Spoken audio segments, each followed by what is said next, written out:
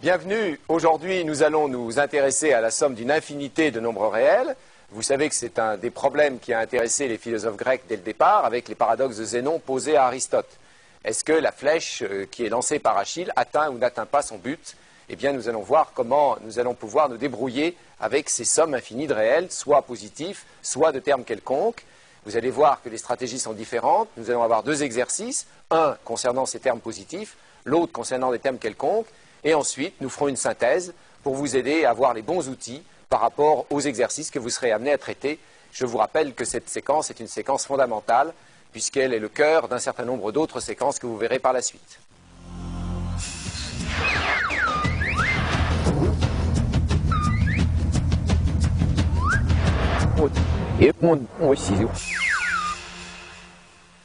Le premier exercice concerne les séries à termes positifs, qui sont construits à partir de l'une d'entre elles, AN, et vous voyez donc donné par l'expression AN sur Sn puissance alpha, c'est le terme général de ces séries. Sn est évidemment la somme A0 plus AN, alpha est un nombre réel qui est quelconque par rapport auquel il va falloir donc discuter. Eh bien, vous allez voir que cet exercice met en ligne toutes les stratégies concernant les séries à termes positifs. Le cœur du problème, c'est le théorème de comparaison que vous connaissez bien. Et là, vous allez donc voir ce théorème mis en œuvre dans un certain nombre de cas particuliers qui vont en plus vous redonner, si vous spécialisez à n, toutes les séries que vous connaissez, les séries de Riemann, les séries de Bertrand. Alors, Ingrid, c'est l'exercice que vous avez donc à traiter. Et qu'est-ce que vous avez commencé par regarder comme cas particulier peut-être pour vous éclairer. Et ensuite, quel est l'ensemble des théorèmes que vous avez utilisés pour mener à bien l'étude de toutes ces séries? En fait, tout d'abord, il faut étudier deux cas. Le premier cas, c'est le cas où la série converge. Donc, premier cas, sigma des AN convergent. Donc, sigma des AN convergent, on a que la limite de sigma des AN va tendre vers une valeur, par exemple grand A. Donc, on va avoir que AN sur Sn à la puissance alpha va être équivalent à AN sur A à la puissance alpha, en l'infini. Donc, on va avoir directement que la somme des AN sur Sn à la puissance alpha va converger. C'est le théorème de comparaison. Voilà, exactement. Alors, dans l'autre cas, si elles divergent? Voilà, bon, c'est un cas un petit peu compliqué. Alors, j'ai pris des exemples, j'ai pris deux exemples. Donc, j'ai pris d'abord l'exemple où AN était égal à 1. Donc, on sait tous que c'est le terme général d'une série qui diverge. Donc, on va avoir que AN sur Sn à la puissance alpha va être égal à 1 sur n à la puissance alpha. On s'est donc ramené au terme général d'une série de Riemann, donc qui converge pour alpha strictement supérieur à 1 et qui va diverger pour alpha inférieur ou égal à 1. Donc ça, c'était le premier exemple. Deuxième exemple, j'ai pris AN égale 1 sur n. D'accord? Donc, on va obtenir que AN sur Sn à la puissance alpha va être équivalent, en l'infini, à 1 sur n, ln de n, le tout à la puissance alpha. Oui, parce que vous avez un équivalent de la somme partielle de la série harmonique. Hein. Voilà, exactement. Et donc, on constate que ça, c'est le terme général d'une série de Bertrand, qui converge pour alpha strictement supérieur à 1 et qui diverge pour alpha inférieur ou égal à 1. Exactement, en fait, on s'est ramené exactement au même cas que précédemment. Alors, ça a l'air de dire qu'il y a une valeur critique pour alpha. Voilà. Donc, on va étudier donc le cas où alpha va être strictement supérieur à 1 et le cas où il est inférieur ou égal à 1. Voilà. Donc, d'abord, je vais étudier le cas où il est strictement supérieur à 1. Donc, on va majorer le terme général de cette série, AN sur Sn à la puissance alpha, par une intégrale. Donc, on va écrire que AN sur Sn à la puissance alpha, qui est égal à Sn moins 1 sur Sn à la puissance alpha, va être majoré par l'intégrale de Sn-1 à Sn de dt sur t à la puissance alpha. On va calculer cette intégrale, et en fait, après calcul, on va trouver que la somme des AN sur Sn à la puissance alpha va être majorée par 1 sur alpha moins 1 fois 1 sur A0 à la puissance alpha moins 1. Donc, la série est majorée par un terme constant, donc elle converge. Bien, ça liquide donc alpha plus grand que 1. Alpha Voilà. pour alpha inférieur ou égal à 1. Donc, moi, ce que j'ai fait, c'est que j'ai pris le cas où alpha était égal à 1. Et j'ai regardé ce que ça donnait. Donc, alpha égale à 1. D'abord, bon, j'ai pris le cas où AN sur SN tend vers 0. Le terme général de la série va tendre vers 0. Donc, je vais mettre AN sur SN à la puissance alpha sous la même forme que précédemment, c'est-à-dire SN moins 1 sur SN à la puissance alpha. Donc, ce terme général va tendre vers 0. Donc, ça veut dire quoi? Ça veut dire que Sn moins 1 sur Sn va tendre vers 1. Je vais passer au logarithme. Je vais trouver un équivalent. Et ensuite, je vais calculer la somme de ce logarithme, de ln de Sn moins 1 sur Sn. Ouais. Donc, je peux écrire que An sur Sn est égal à 1 moins Sn moins 1 sur Sn. Ça, c'est équivalent à moins ln de Sn moins 1 sur Sn. En l'infini, bien sûr. Donc, moi, je vais étudier la somme de ln de Sn moins 1 sur Sn pour n allant de 1 à jusqu'à grand N. Et après calcul, je trouve que cette somme est égale à ln de A0 moins ln de grand Sn. Voilà. On sait que Sn diverge, donc le logarithme de Sn va forcément diverger. Comme on a vu que le terme général de An sur Sn est équivalent à moins ln de Sn moins 1 sur Sn, donc on va forcément conclure que la somme des An sur Sn, pour n supérieur ou égal à 1, va diverger. Voilà. Bon, le dernier cas maintenant, c'est le cas où alpha est strictement inférieur à 1. Pour ce cas-là, on va minorer An sur Sn à la puissance alpha. On va le minorer en fait par An sur Sn. Comme on a vu avant, on sait que An sur Sn, enfin la somme de An sur Sn va diverger. Donc en fait, on va avoir que la série de termes générales An sur Sn à la puissance alpha pour n supérieur ou égal à 1 va diverger.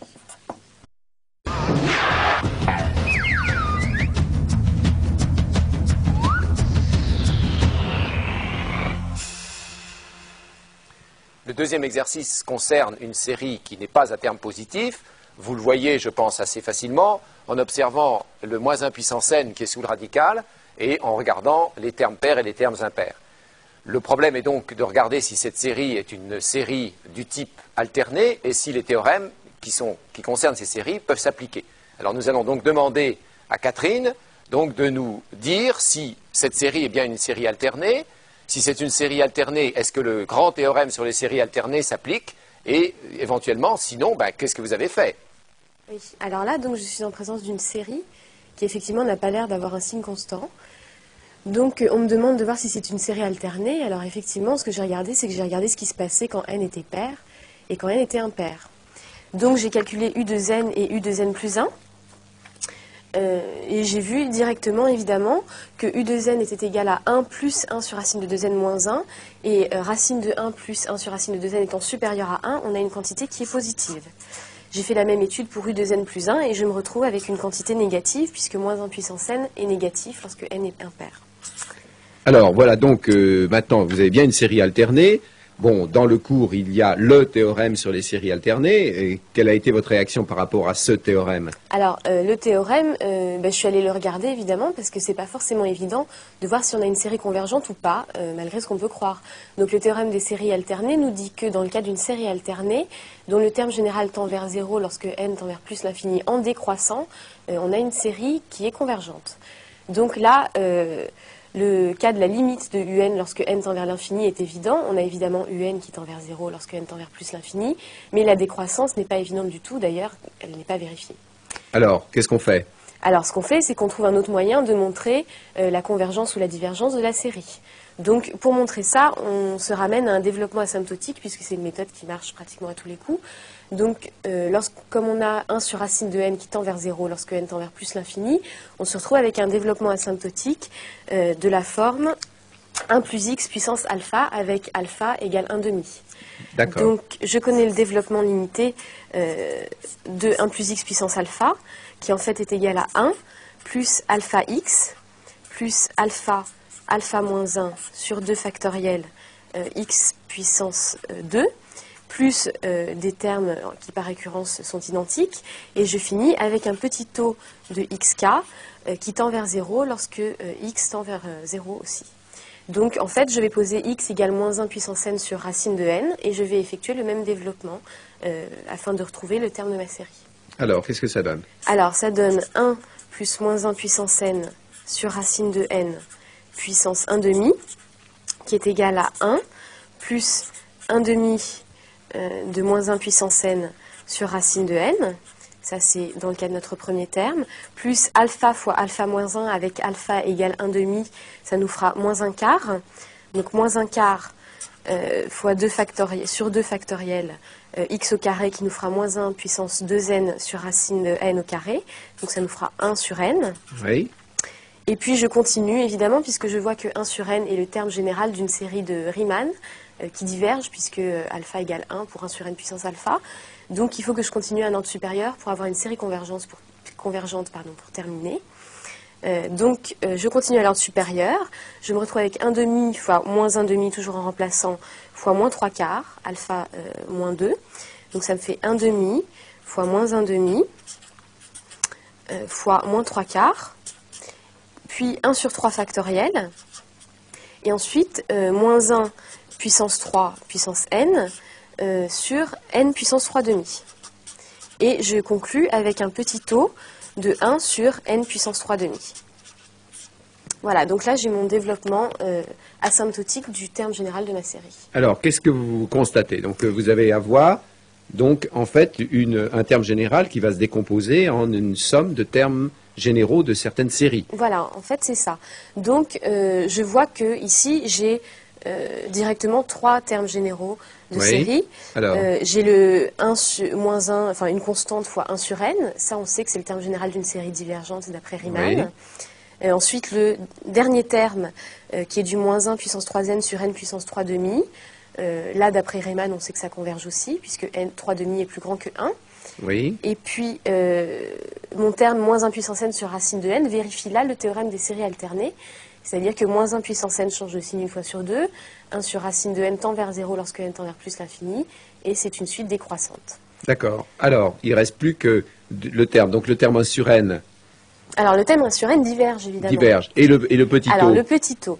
Le petit taux de 1 sur n puissance 3 demi, on sait qu'il est inférieur à une constante sur n puissance 3 demi. Et ça, d'après Riemann, on sait que ça converge aussi. Alors, la conclusion? Alors, en conclusion, je me retrouve avec le terme général de ma série, qui est équivalent au terme général de 3 autres séries, enfin 4 effectivement, dont 3 sont convergentes, on l'a vu, et dont une est divergente. Donc, on peut conclure en fait que ma série alternée est divergente.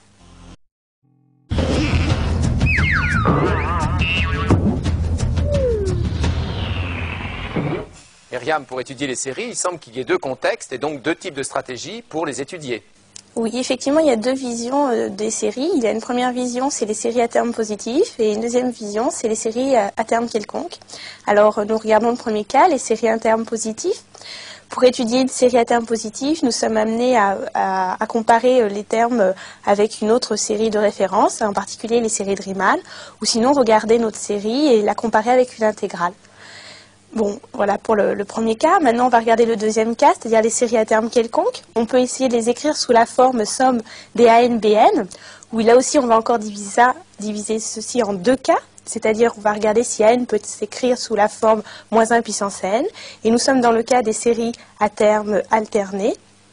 Ou sinon, si nous avons un autre cas, c'est-à-dire toujours donc somme des AN, BN, avec AN, la somme partielle des AN majorés et les termes BN qui décroît et qui tendent vers 0. vous allez avoir apparaître le tableau synthétique de l'étude d'une série, donc qui est donné au départ, sigma de un. La première question que vous allez vous poser, est-ce que le terme général tend vers 0? Vous savez que si ce n'est pas le cas, eh bien, si la réponse est non, eh bien, la série est divergente, c'est terminé, vous n'avez plus besoin d'aller plus loin pour l'étude de cette série. Si la réponse est oui, à ce moment-là, il y a un certain nombre de stratégies qui s'offrent à vous. Premièrement, est-ce que le terme général est un terme positif? Si de nouveau la réponse est oui, alors automatiquement, vous avez à votre disposition les théorèmes de comparaison. Donc vous voyez, UN, VN, vous comparez UN avec une série VN que vous connaissez, par exemple une série de Bertrand, une série de Riemann, une série géométrique, et vous savez que si la série VN est convergente, alors la série UN est convergente. Si la série UN était divergente, évidemment, elle pousserait la série VN vers plus l'infini, c'est la divergence, puisque, en fait, les sommes partielles sont des sommes qui correspondent à une suite croissante, donc suite croissante majorée converge, vous le savez, suite croissante non majorée, évidemment, tend vers plus l'infini. Alors, si la série, par hasard, n'était pas à terme positif, donc réponse non, eh bien, vous vous ramenez au cas précédent en étudiant la série des modules, modules de UN.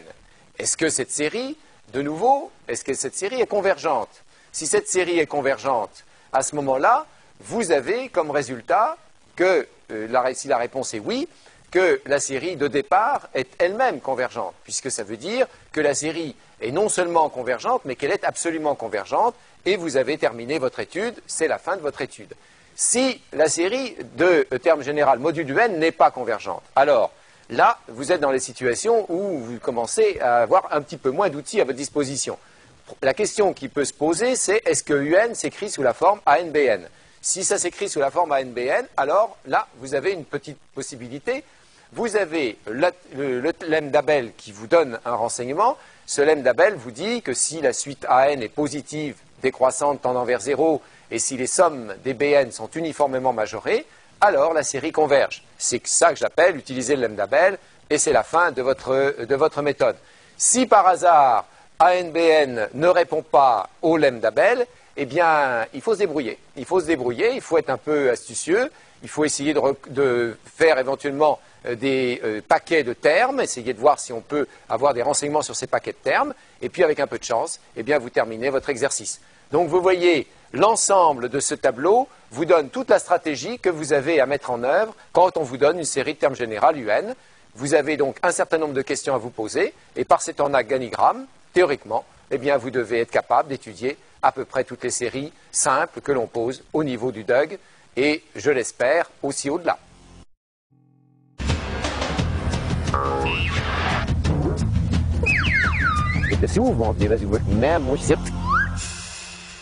L'exercice proposé à Ingrid concerne les séries à terme positif. La solution qu'elle a donnée, il n'y a rien à en dire. Je vais simplement éclairer un petit peu certains points de sa démonstration. Le premier point concerne les équivalents. Généralement, les équivalents ne sont pas très aimés par les étudiants et malheureusement, ce sont eux qui donnent des encadrements. Alors, juste un point précis, si UN est équivalent à VN, eh bien, vous savez que UN sur VN a pour limite 1 et par conséquent, vous voyez que vous allez obtenir un encadrement dès que vous aurez fixé un epsilon à partir d'un rang grand N, eh bien, vous aurez évidemment l'encadrement du type 1 moins epsilon VN plus petit que U indice N, plus petit que 1 plus epsilon fois Vn. Et de nouveau, vous voyez que les théorèmes de comparaison des séries vont pouvoir s'appliquer soit par le dessous, soit par le dessus, pour avoir soit de la divergence, soit de la convergence. Elle l'a utilisé dans le cas où la série AN était convergente, et par conséquent, ceci signifiait que la somme partielle Sn avait une limite S, et donc que AN sur Sn puissance alpha avait pour équivalent AN sur S puissance alpha, et donc donnait évidemment la convergence, puisque cette série étant convergente, celle-ci étant équivalente, vous avez l'encadrement par le dessus, et donc vous avez la convergence. Le deuxième cas était donc le cas où la série AN était divergente. Alors pour ce cas-là, eh bien, elle a utilisé un théorème de comparaison dans le cas où alpha est plus grand que 1, avec une intégrale, à savoir qu'il suffisait d'écrire qu'elle avait l'encadrement suivant, donc la majoration suivante, AN sur Sn puissance alpha, plus petit que l'intégrale de Sn-1 à Sn de dt sur t puissance alpha, et bien entendu, pour alpha plus grand que 1, la série de termes générales, cette intégrale, qui vous donne en fait l'intégrale généralisée de Riemann, est convergente, donc celle-ci est convergente, de nouveau le théorème de comparaison. Pour ce qui est du théorème correspondant, du cas particulier correspondant à alpha égale 1, eh bien là, je vais vous donner une autre méthode que celle que Ingrid vous a proposée en niant le critère de Cauchy. Donc vous voyez, vous avez à étudier la série AN sur SN et vous allez écrire qu'elle ne satisfait pas le critère de Cauchy. Alors si vous le mémorisez dans la tête, le critère de Cauchy, vous voyez que ça commence par pour tout epsilon. Donc si je le nie, je vais commencer par il existe epsilon. Ensuite, il existe un grand N, nié va donner quel que soit grand N. Ensuite, pour tout PQ supérieur à grand N va donner il existe PQ supérieur à grand N, tel que la somme, le paquet de Cauchy correspondant va être supérieur à epsilon, c'est-à-dire tout simplement, vous allez avoir AP sur SP plus etc. plus A indice Q sur S indice Q supérieur à epsilon.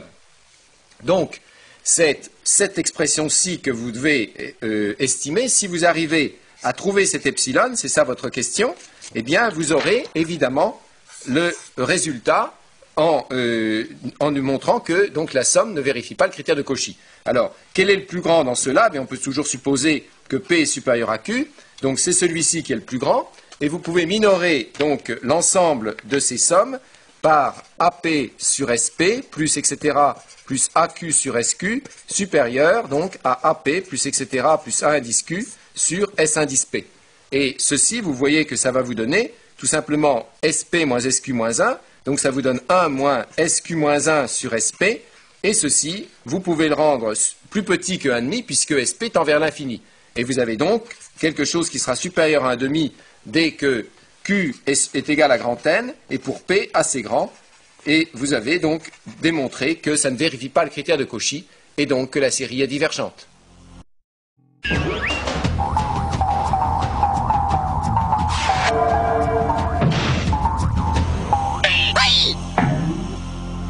L'exercice proposé à Catherine était donc un exercice concernant les séries à terme quelconque, a priori pas positif. Elle a constaté que c'était une série qui avait une allure de série alternée. Il y avait effectivement changement de signe en fonction de la parité de n, mais malheureusement, le théorème sur les séries alternées ne s'applique pas, parce que la valeur absolue du terme général un ne décroît pas, même si elle tend vers 0. Alors que faire? Eh bien, il faut absolument utiliser à ce moment-là d'autres techniques qui sont les techniques de développement asymptotique. Alors ces développements asymptotiques vont nous permettre d'écrire un sous la forme d'une somme d'un certain nombre de termes de séries qui vont être soit convergents, soit divergents, comme vous allez le voir. Alors vous avez donc le développement qu'elle avait proposé, un égale, donc le premier terme qui se proposait, c'était moins 1 puissance n sur racine de n, puis le terme suivant était le développement de donc 1 plus moins 1 puissance n sur racine de n à la puissance 1,5, donc vous avez 1,5 moins 1 sur 2 qui va vous donner, donc par conséquent, moins 1 huitième sur n, et puis ensuite vous avez le terme suivant qui va être 1,5, 1,5 moins 1, 1,5 moins 2 sur factoriel 3, et donc vous allez avoir 3 sur 8 multiplié par factoriel 3, c'est-à-dire multiplié par 6, et ici vous avez n racine de n, qui est donc racine de n au cube. Et puis vous avez bien entendu le terme qu'il ne faut pas oublier, qui est le terme petit o de 1 sur n racine de n, qui est le reste dans votre développement asymptotique. Alors ce petit o, vous pouvez agréablement le transformer déjà en un grand O, c'est-à-dire qu'en fait c'est dominé par quelque chose dans 1 sur n racine de n. Bien entendu, vous perdez une information, mais ce n'est pas important, parce que vous savez que le terme général de cette série sera en valeur absolue inférieur à m sur n racine de n, et comme l'exposant ici est plus grand que 1, vous avez convergence d'après le critère de Riemann. Alors, quels sont les renseignements que vous avez? Eh bien, la première série est une série convergente parce que c'est une série alternée et qui est une brave série alternée du type moins 1 puissance n sur racine de n, pas de difficulté ici. Celle-ci est une série convergente puisqu'elle est de nouveau de la forme de Riemann, 1 sur n puissance 3,5, et celle qui va faire diverger l'ensemble, c'est celle-ci, puisque c'est une série qui est de la forme moins 1 sur 8n, c'est-à-dire à 1 moins 1 huitième près, c'est la série harmonique 1 sur n dont vous savez qu'elle diverge. Donc vous voyez, convergent, convergent, convergent, une divergente, donc un est divergente. Alors ici, vous voyez que les techniques habituelles ne s'appliquent pas, c'était le but du 11 débrouille dans le tableau précédent, et c'est ici que viennent intervenir les développements asymptotiques. Alors, pour reprendre une formule qui était valable dans les taupes dans les années 50, que je vous livre brute de fonderie, à savoir Quand vous avez affaire à une série noire, eh bien, ce sont les PP qui font la loi dans les séries noires. Ça veut dire que quand vous avez une série qui est difficile, pensez aux parties principales, c'est-à-dire au développement asymptotique. Et je pense que vous arriverez à résoudre votre exercice.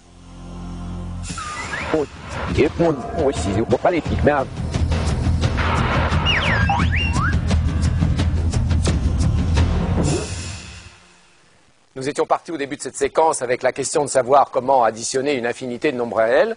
Donc vous avez vu, nous avons essentiellement eu deux techniques qui correspondaient aux termes positifs et aux termes quelconques. Et vous avez vu que les méthodes étaient relativement foisonnantes. On avait d'une part des techniques de comparaison dans le cas positif, avec même des intégrales. On avait évidemment, comme sous-produit de ces comparaisons, des développements asymptotiques et des équivalents. Et puis d'autre part, nous avions d'autres méthodes qui étaient des méthodes de ressommation et les méthodes d'Abel. Donc vous voyez, c'est un champ assez vaste qui est proposé dans ce cadre des séries. Et j'espère que le tableau qui est derrière moi vous a permis de faire une synthèse et de vous donner une méthodologie systématique pour l'étude d'une série qui vous serait proposée. Alors ces séries, bien entendu, vont avoir des répercussions dans un autre cadre. Ce sont les séries de Fourier, les séries entières. Et donc je vous donne rendez-vous à une prochaine séquence où nous traiterons de ces fonctions qui sont définies par des séries et qui seront amenées donc à utiliser les techniques